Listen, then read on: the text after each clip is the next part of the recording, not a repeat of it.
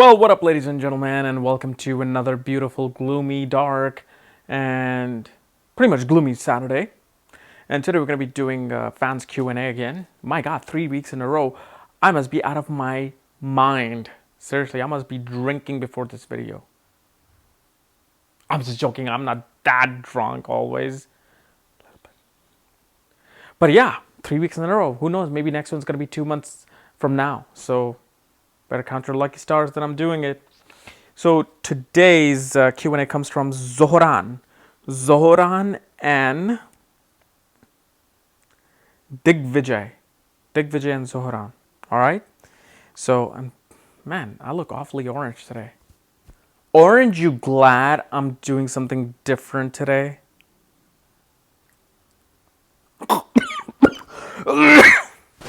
Okay, no more faces, okay? Yeah, not good for my throat when I make faces. So first Zohran asked me, can you tell me about Ishtabala? Ishtabala, what is Ishtabala? How did I get here? And oh my God. Well, apparently I was editing my footage and I saw that the audio in the very first part when I was talking about Ishtabala, the audio just went out. So I'm here again, filming outside because inside I've got my family there. So anyway, Ishtabala. What is Ishtabala? Ishtabala is part of the Shadbala. Not too many people use it. Not too many astrologers use it. You don't have to use it. It's literally just you just need to know the Shadbala, the sixfold strength, is enough to determine the negative and positive of the planet. What Ishtabala does is simply the way it calculates using as rupas and virupa, and all these systems are, first you have to understand all these systems before you even get into this. So this is not something that I even use, but I just heard about it and know about it, that it simply tells you how your planet is going to act during his Mahadasha, during his Antardasha. Is Jupiter going to be acting malefic or benefic? And that's what Ishtabala is. And it shows the influence of malefic and benefic planets in your horoscope. It shows are malefic planets like Saturn, Mars, Rahu, Ketu, and Sun, which is a mild malefic, are they having more influence in your horoscope, or do the benefic planets have more influence in your horoscope, like Jupiter, Moon, Venus, and Mercury, which is neutral depending upon where he's placed, but those three are natural benefic. It calculates that to see which one will have more influence, and basically it just tells you if the dasha period of Jupiter will give you negative results or positive results. But the problem is, not a problem, but the thing is, you don't even have to use this. If you just use the normal sixfold strength, which I'll do a video soon, probably next week, I'll tell you how you can just from Shadbala and just by looking at the chart itself, you will know if the planet is going to give you benefit results or negative results. You don't have to go into these bala, and some astrologers goes into the rupas and virupa system. Those systems are an additional tool to show you if the planet is going to give you a good result or bad result. But mainly, if you use the basic sixfold strength, the Shadbala system, and knowing the basics of astrology, this house, nakshatra, and yogas occurring, it'll tell you how the dasha will be. You don't really need to use this Ishtabala system. So the next question comes, and now next question he says, what is Pitra Dosha? Well, what is Pitra Dosha? Pitra Dosha simply means cursing of your ancestors upon you. Your great-great-grandfather has cursed you. Don't ask me why. But usually Pitra Dosha occurs not because of their bad blessings, but because of their unnatural death. It's like an automatic puzzle from universe that if some family members has an unnatural death and unnatural burial, you will suffer the consequences of that.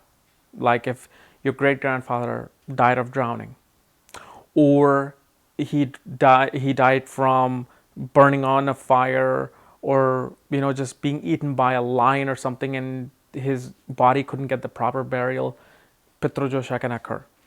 But mainly they say it's a bad luck from them. But the thing is, why would your grandpa wish bad luck upon you? I would never wish bad luck upon my great grandchild or daughters. I'll be like, hey man, live the life of a king like your grandpa did. Player, you know what I'm saying? G-Dog. So now they won't wish it. And plus, when your body leaves this physical realm, you no longer have attachment to it. You no longer have anything to do with it. You go to the back to the source energy, which created this universe, which has created many other billions of multiverses. Okay, you go back to that source because you're literally a consciousness being. You're a consciousness being in a body, a physical suit, as Deepak Chopra says. Okay, so yeah, I hope he's not watching this, man. This is a parody of you. Okay, don't get mad at me. I mean, come on. It's just I'm an actor. So yeah, that's what Pitra Dosha really means. But how do you find that in your chart? And but let me even tell you, I have a friend who lives near me, very good friend. I've known him for like now 8 years. He has Pitra Dosha. I've seen his chart. The guy has a 3-story house. Okay, 3-story in the United States, where mostly is like 2-story. He has a 3-story house, and he has a beautiful marriage, and he lives a happy life. Why didn't Pitra Dosha affect him? Well, that comes to the degrees, okay? But Pitra Dosha simply occurs in a chart when Sun and Rahu are together, especially in the 9th and 10th house. Because 9th house is the teaching of your gurus, your teachings of your father, what your father instilled in you. And 10th house is your relationship with the father. And so when Sun, which is your significator of father, and Rahu, this demon who cursed Sun, because Sun and Moon, in the mythological sense, kind of ratted out on Rahu to Vishnu that, hey, he's going to come and drink the elixir of the eternal life. Watch out. And then Vishnu's told, I believe, Jupiter to say, hey, cut his head off. So as he was drinking it while he was in a veil of some other god, I think he was in a veil of Saturn or something, or some other god, Jupiter just cut his throat. So the one drop went through, which made him eternal, but his body was cut. So the head became Rahu, the tail became Ketu. So that's why he cursed Rahu, Sun and Moon, that anytime I'm with you, I'm going to create an eclipse and I'm going to create all the bad luck in your life. Okay, but this is why Pitra Dosha really does not affect many times. Think about this. Here's Sun at, let's say, 10 degree Aries. This is the Aries sign. Okay, so 10 degrees Aries, and then Rahu is at 24 degrees Aries. Now remember, Rahu goes backwards. Sun is never retrograde because Rahu and Ketu are retrograde. They're always retrograde. They're always moving backwards. Sun is moving in the front. So that means if I'm going towards darkness, I'm going to feel fear. I'm going to feel an anxiety. I'm going to be like, like, where am I going into? So when Sun has the lowest degrees and less than 10 degrees with Rahu, that's when the eclipse occurs. So Rahu's darkness come and Sun is going to complete Aries, Rahu is going backwards to complete Aries, and when they come together, it's an eclipse. That's when you feel the true sense of an eclipsed Sun. That's when you can say, not Pitra Dosha, but the person will have a lot of low self-esteem, low confidence. Their career and their life will not will not start until after the age of 35. That's what happens. After the age of 35, the eclipse removes itself. Okay, remember, eclipse never lasts. It always removes itself. But now imagine this. If you had Rahu at 10 degrees in Aries, Sun at 24 degrees in Aries, guess what? The Rahu's eclipse has already passed in degrees, while Sun is moving towards Taurus. There's no eclipse anymore. So then what he does, Rahu, he just amplifies the quality of Sun, meaning they're very egoistic, very confident, very macho man kind of a person. This person, you cannot shatter their ego. Their ego will be overblown. Where if Sun was here being eclipsed, then that person will be like, oh my God, I'm so shy. Oh my God, I'm not worth it. Oh my God, how am I going to be able to take care of my career and my family? That's what happens. See? So if it occurs in the 9th or 10th house in these manners, person will feel that. And then if astrologers looks at it, oh yeah, you have Pitra Dosha. But if a person has this kind of a scenario, and then astrologer sees it, he might still say it's a Pitra Dosha, but it's not. He will actually have a very good Sun. Remember, Rahu, in my book I say it, Rahu, when he is with an exalted planet, he amplifies the energy. When he's either debilitated or neutral planet, he will try to destroy their energy. But when Rahu's energy has already passed, he's no longer eclipsing. He's no longer putting sun in the dark. So that's what Pitra Dosha, you have to look at the degrees. If the sun is moving towards Rahu, not they have already passed each other. Now, Zohran, Zohran, Zohran, Zohran. Rohan is mine. Gandalf, Rohan is mine. That's from Rohan. I'm not crazy, okay? I'm not drunk, crazy. I'm just in a happy mood, okay? So he asks me this question, which is regarding his own chart. If you can please tell me why I am passing such a hard period. Why did I pass such a hard period in my Venus Saturn Dasha in high school? I understand Saturn is weak in Leo in the 8th house, but Venus is friends with Saturn. It should be protecting my Saturn. Here's my chart. Well, I don't do consultation, but I will just say this much. In your chart, your Saturn was in the 8th house in Leo, okay? Venus was in the 10th house in the sign of Libra, in his own sign.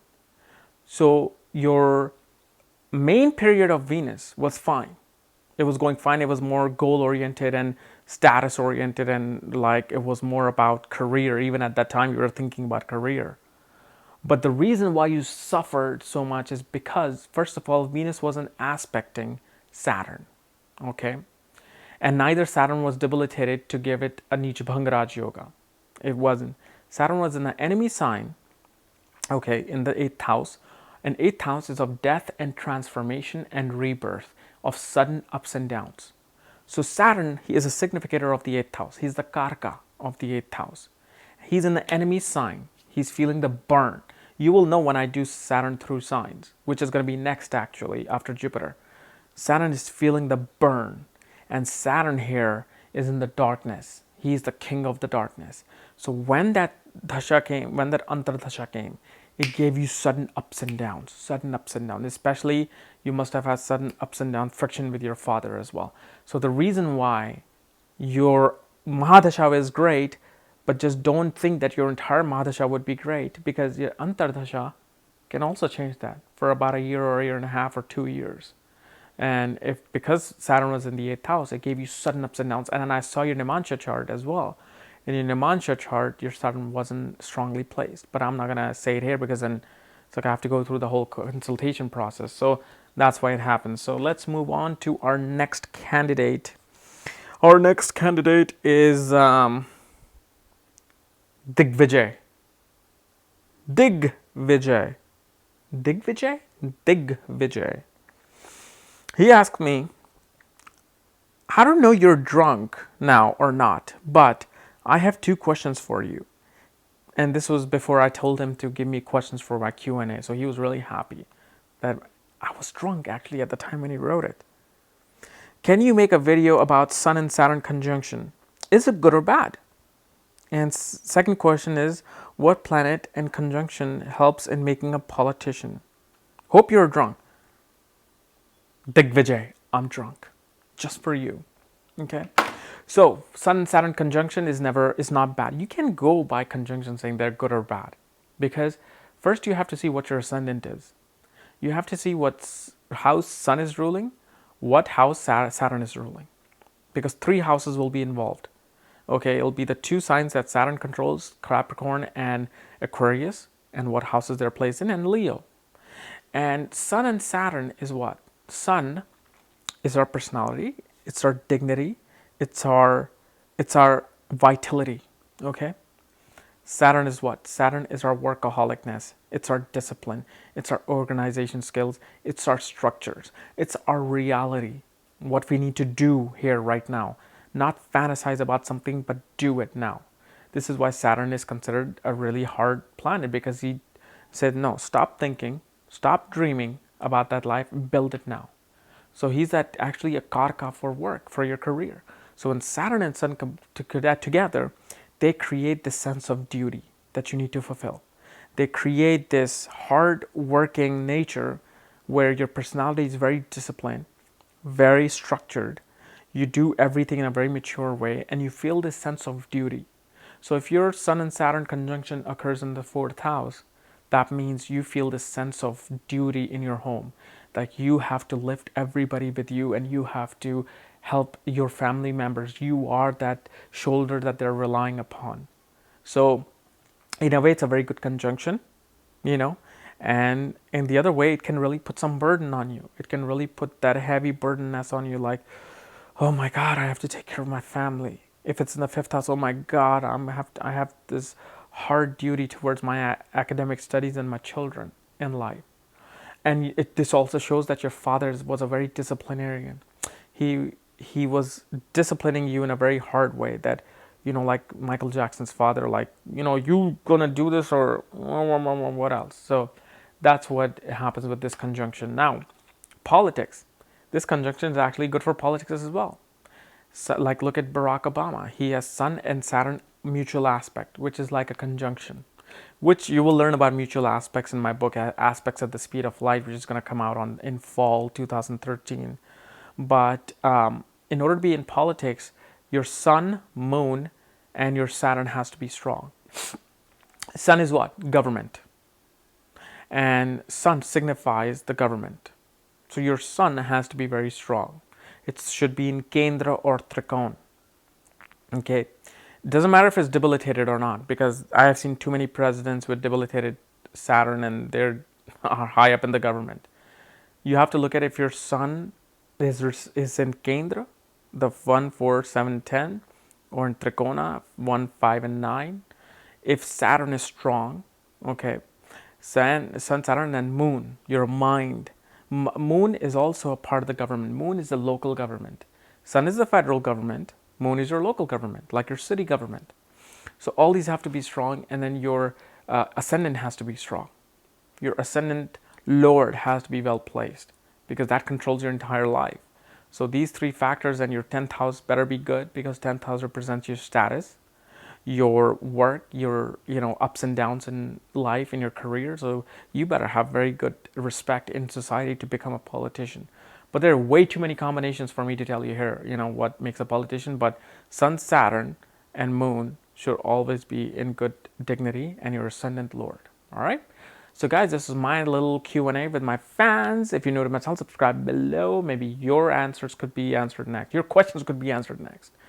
And if you want to know more about these conjunctions and planetary placements, check out the link below. Check out my books there, Astrology at the Speed of Light and Conjunctions at the Speed of Light. And when you get these books, I will send you the link to look at your own chart. Just make sure you follow the directions below. Otherwise, we'll see you Monday. And remember, Monday, Mr. Sam Jappi is going to do, and he's going to be doing the matchmaking and how to do matchmaking, how to find compatibility in a horoscope. All right, so that's Monday at 1:30. See ya. Bye-bye.